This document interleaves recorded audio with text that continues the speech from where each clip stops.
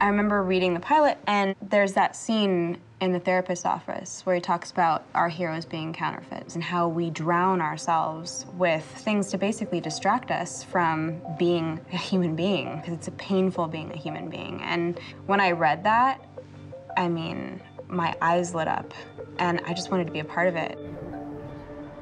I loved running away with you. All the characters, I think, in this series are so specific.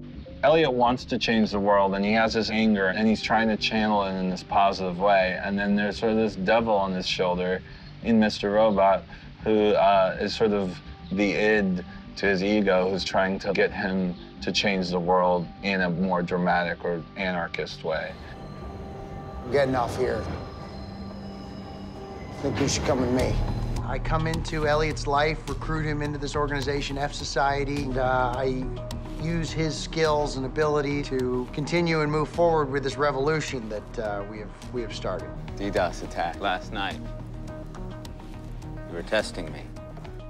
Elliot's become very disenchanted with the society he lives in, and through F Society, he's able to settle the score in a certain way. I need you to focus on the next phase of our project. Comets, the natural gas plant up around Albany. We're gonna blow it up. So the relationship from Elliot and Mr.Robot is a little bit of a Jekyll and Hyde thing. Elliot is sort of the really more stable guy in a certain respect. I mean, Mr.Robot really wants to blow things up and, you know, create a little bit more havoc and a little bit more carnage. And thank God Elliot is there to sort of help to keep things on track and maybe move things in a much more safer manner, using the technology. I know how to take out the backups without blowing up the pipeline. You know, Elliot, I really feel like we resolved this thing between us. Didn't you walk away?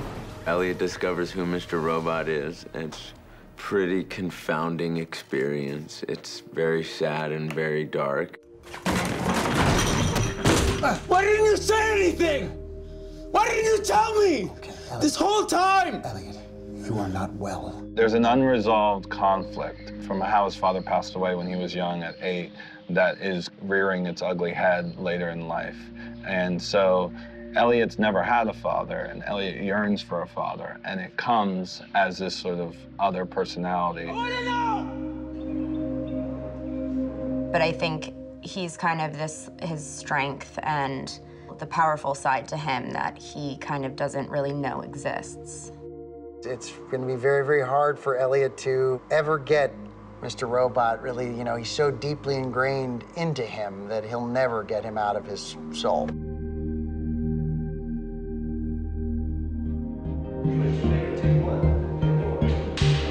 I have to say it's been a fun ride, but I don't think any other job is anything like show running a show, for sure. I just hope it raises questions for the audience, and they want to know more, and they want to be engaged in these characters and kind of figure out what happens. In today's world, the technological advances are staggering. It's all happening so quickly. We're losing the ability to interact with each other on a human level. We're just staring at screens and monitors, and I think this show is asking us to go out there and have things be a bit more tangible. Look up from the screen, take in the world you live in. Maybe do something about it. Maybe don't, but at least experience it.